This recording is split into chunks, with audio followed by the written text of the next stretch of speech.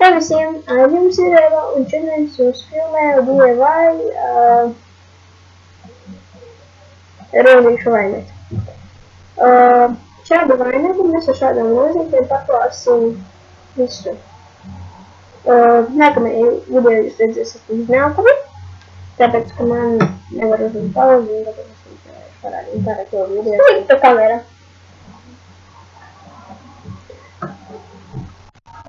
Un tad mums vajadzēs drāts vai stieples vainagu, kur es uztaisīju pati no stieples vai drāts, nezinu, kas tā tāda ir.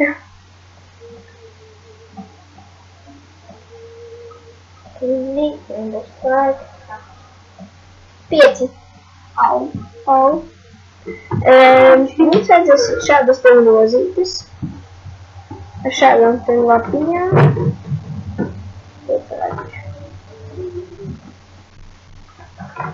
Labi, šādām lapiņām. Šādām. Grāpāt es ar visiem kaut. Tad baigi. Tu ko līdz šķīt? Neizklātos tev. Adatu un diegu. Un šķēres. Kā jau jūs redzat, es esmu ar adatu un diegu piešuvusi klāt lapiņu un rozīti. Jā, redzēs šīs ten baltos diegus, bet labāk ir šūt ar sarkanu diegu un lapiņu ar zemu klāt, jo to mēs šuvam atsevišķi. Es jums parādīšu lapiņu, kā jāšuj lapiņu klāt, bet tas būtu ļoti vienkārši ar karsto līniju, daudz vienkāršāk. Tā kā man karstās līnijas nav, es to daru ar adatu un diegu, tā kā šīm rozītēm caurīt ļoti viegli. Un ja kas šīs rozītes dabīju no vecām Ziemassvētku lampiņām, es vienkārši visu noraunu nost, tāpēc dažām ir šādi ten caurumi. Nepatīkami.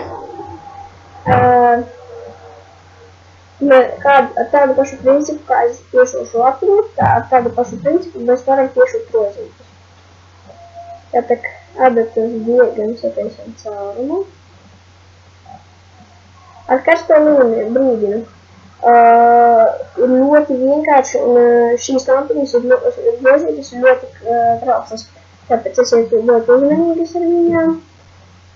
Un kā arī rotaļājoties, piemēram, kā man to ļoti patīk darīt vai kā batutā vai arī kaut ko tādu, spēlējot krūzītes vai glāzītes, nezinu tāds. Visam, ko krist tā kā ar galvu, vai arī mazliet tā kā piedūties stiprāk tā var ar viņu vai kādam priekšmetam, vai arī kaut kas tāds.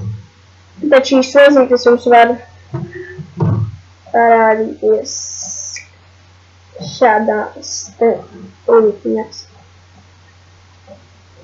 Daudzies. Un tāpēc esat ļoti uzmanīgi ar šīm. Tā. Sāksīšu klāt mūsu lapiņas. Rozīti klāt es nešušu. Jo pagaidām man nepīkas tik ilgi laika.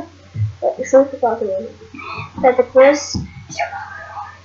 mēs šādi ieveram lapiņā.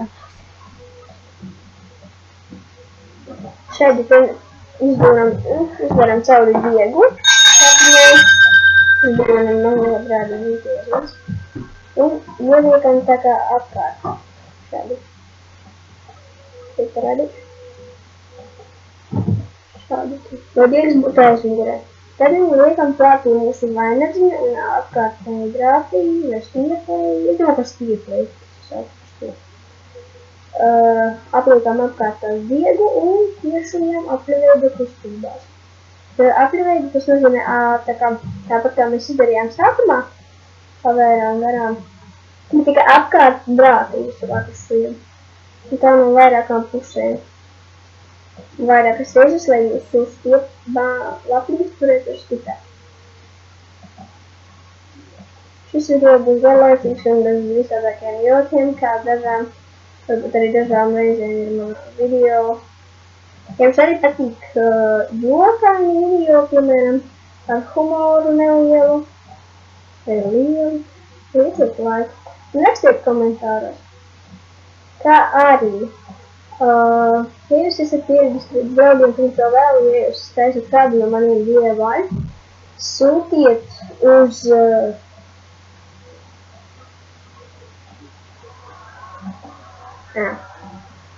nesenāks nepareizi arī. Jūs man izpildīt. Vienkārši uzrakstiet komentāros pie katrā video, vai jums sanāca labi vai nē. Un tad kaut kā tā. Un tad mēs vairākas reizes esam atkārtojuši lapiņu šūšanu. Tas pats var būt arī līdzīgs, ja ar rozītēm, bet tas, kā ar rozītēm, ir jābūt uzmanīgākam, ja viņas ir trauslas. Un jā, ābekam virkšņām cauriet ļoti labi. Tātad, tad mēs esam piešuvusi stipri lapiņiem. Tad mēs liekam viņu tā kā ar mezglojas sienam, kad mēs beidzam šūt. Un kad mēs šādā veidā beidzam šūt, tad sataisam divus mezglus. Un nogriežam. Ar šādu pat principu ir arī ar rozītēm. Tikai ar rozītēm ir mazliet trauslāk un grūtāk, un pēc tam ir kaut kas tam līdzīgs. Ja jūs taisat lielus atstarpus starp šūmu. Bet manai lapiņai sanāca šādi. Uzliekot virsū rozīt, to pat neredzēs.